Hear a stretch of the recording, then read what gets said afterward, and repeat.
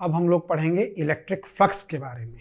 Electric flux क्या होता है? इलेक्ट्रिक फ्लक्स, इलेक्ट्रिक फील्ड को हम लोग तीन तरीके से डिफाइन किए हैं।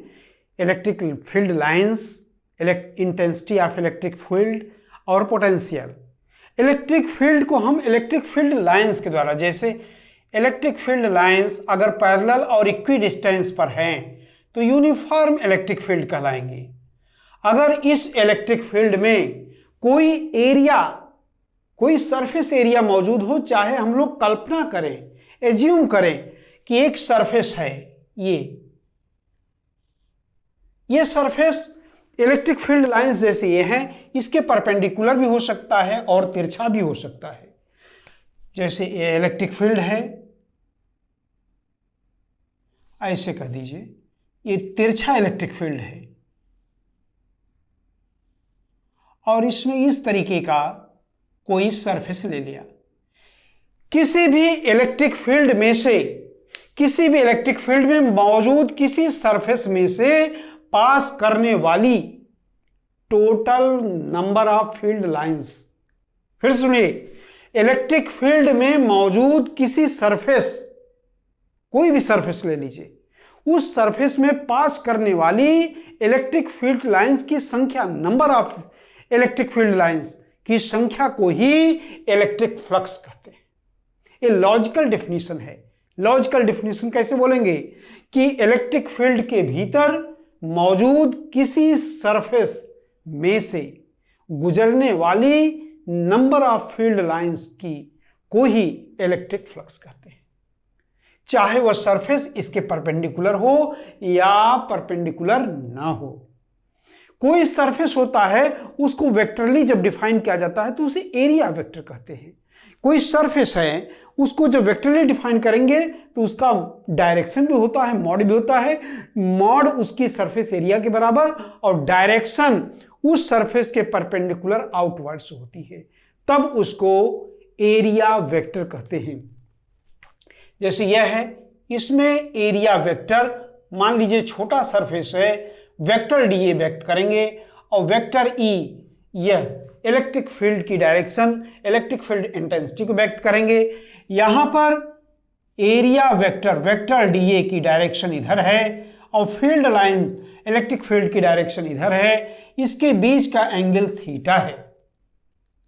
यहां दोनों एक ही डायरेक्शन में हैं, इस केस में थीटा की वैल्यू 0 है। थीटा क्या है? थीटा क्या है? Angle between vector E and vector D A. Electric field intensity और एरिया वेक्टर के बीच का एंगल थीटा इंडिकेट किया गया है। हम क्या बताना चाह रहे हैं? इलेक्ट्रिक फ्लक्स को, इलेक्ट्रिक फ्लक्स की मैथमेटिकल डेफिनेशन, छोटा अगर एरिया लेकर के बात करेंगे तब उसको डी फाई से इंडिकेट करेंगे। कैसे डिफाइन करते हैं मैथमेटिकली? इलेक्ट्रिक फील्ड इंटेंसिटी और एरिया वेक्टर के डॉट प्रोडक्ट का इक्वल वैल्यू इलेक्ट्रिक फ्लक्स के इक्वल होता है। इलेक्ट्रिक फील्ड इंटेंसिटी और एरिया वेक्टर के डॉट प्रोडक्ट को ही इलेक्ट्रिक फ्लक्स कहते हैं। फॉर फर्स्ट केस, परपेंडिकुलर अगर वो सरफेस है, for perpendicular surface,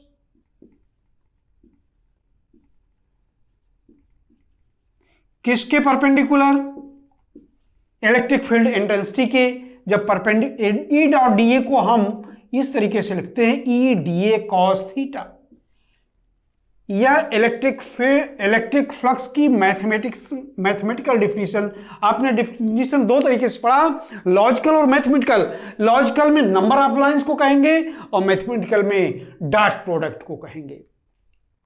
for perpendicular surface, अगर परपेंडिकुलर है तब थीटा की वैल्यू अगर 0 पुट कर दो, थीटा की वैल्यू 0 पुट अप करेंगे, तब इसकी वैल्यू डिफाइन हो जाएगा ई डी ए के इक्वल।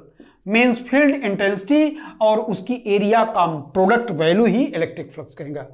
फॉर परपेंडिकुलर सरफेस और परपेंडिकुलर नहीं है, फॉर नॉट परपेंडिकुलर सरफेस,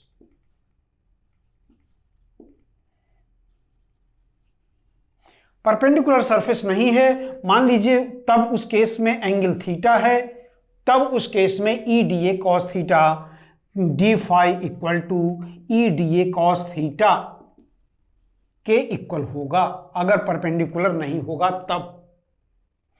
तो इस तरीके से इलेक्ट्रिक फ्लक्स की मैथमेटिकल और लॉजिकल दोनों डेफिनेशन हम लोग पढ़ लिया। चूंकि डॉट प्रोडक्ट है, एक स्केलर क्वांटिटी है, स्केलर क्वांटिटी जो भी होती है उसकी वैल्यू बताते समय हम लोग प्लस माइनस साइन के साथ बताते हैं। तो कोई सरफेस है, मान लीजिए ये सरफेस है, तो इलेक्ट्रिक फील्ड लाइंस इस सरफेस से इन कर रही हैं और इससे निकलेंगी, ऐसे करके निकलेंगी। तो अगर किसी सरफेस में फील्ड लाइंस, इस फेस से अगर फील्ड लाइन निकल रही हैं, तब फ्लक्स की वैल्यू पॉजिटिव मानी जाएगी, और किसी भी सरफेस से में इन करेंगी तब फ्लक्स की वैल्यू नेगेटिव मानी जाती है। अगर किसी सरफेस से फील्ड लाइंस निकल रही है बाहर तो पॉजिटिव, और इन कर रही हैं तो नेगेटिव एज्यूम किया जाएगा इलेक्ट्रिक फ्लक्स का साइन। और दूसरे तरीके से कोई पॉजिटिव चार्ज है, पॉजिटिव चार्ज से फील्ड लाइन दूर की तरफ होती है, तो किसी सरफेस से bounded electric flux positive charge के कारण पॉजिटिव होता है, और निगेटिव चार्ज के कारण फ्लक्स की वैल्यू निगेटिव होती है। अगर यहां तो यूनिफॉर्म मैंने इलेक्ट्रिक फील्ड को दर्शाया है, अगर नॉन यूनिफॉर्म इलेक्ट्रिक फील्ड होगा तब उसमें छोटे छोटे पूरे एरिया को सेगमेंट में, एरिया एलिमेंट में डिवाइड कर देंगे, और उसका total plane surface area open, total flux for open surface के लिए टोटल फ्लक्स की वैल्यू निकालनी है, तो सरफेस इंटीग्रेशन कर देंगे किसका, डी फाई का, या surface integration E d A cos theta, इसका सरफेस इंटीग्रेशन कर देंगे छोटे छोटे पार्ट में, पूरे एरिया को डिवाइड करके टोटल फ्लक्स को सभी एलिमेंट से फ्लक्स कैलकुलेट करके उसका समेशन कर देंगे तो टोटल फ्लक्स आ जाएगा। लेकिन कोई क्लोज्ड सरफेस एरिया है, फॉर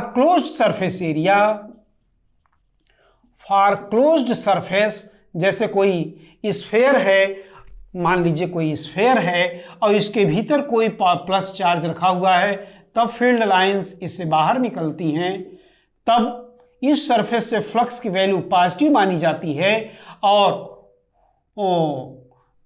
उस केस में फ्लक्स की वैल्यू निकालने के लिए क्लोज्ड सरफेस एरिया बोलते हैं। Closed surface integration d phi is equal to closed surface E d A cos theta. यह आपने इलेक्ट्रिक फ्लक्स को पढ़ा। अब इसका यूनिट और dimension, unit and dimensional formula. Dimension, unit of phi की यूनिट, इलेक्ट्रिक फ्लक्स दोनों की यूनिट लगा दीजिए। इसकी यूनिट न्यूटन बाई कूलम और इसकी यूनिट मीटर स्क्वायर। तो यूनिट बन गई न्यूटन मीटर स्क्वायर पर कूलम, न्यूटन मीटर स्क्वायर पर कूलम। एक और यूनिट होती है V equal to E into D, जो कि आगे पढ़ेंगे आप, electric potential, electric field intensity और डिस्टेंस। इससे E की यूनिट निकालेंगे V बाई डी, वोल्ट पर मीटर, और इसकी यूनिट E की वैल्यू वोल्ट पर मीटर इंटू मीटर स्क्वायर मिल करके वोल्ट इंटू मीटर हो गया। दूसरी यूनिट वोल्ट मीटर। और डायमेंशनल फार्मूला कैसे निकालेंगे? डायमेंशनल फार्मूला, दोनों का डायमेंशन, तीनों की डायमेंशन हम लोग देखते हैं। न्यूटन का डायमेंशनल फार्मूला mLT-2 न्यूटन का हो गया, मीटर स्क्वायर L2 और coulomb Q equal to AT ampere second AT। Simplify कर लेते हैं, m L 2 और 1 3 T -3 A -1 इस तरीके से डायमेंशनल फार्मूला इलेक्ट्रिक फ्लक्स का हो गया। यही इलेक्ट्रिक फ्लक्स कंप्लीट हुआ।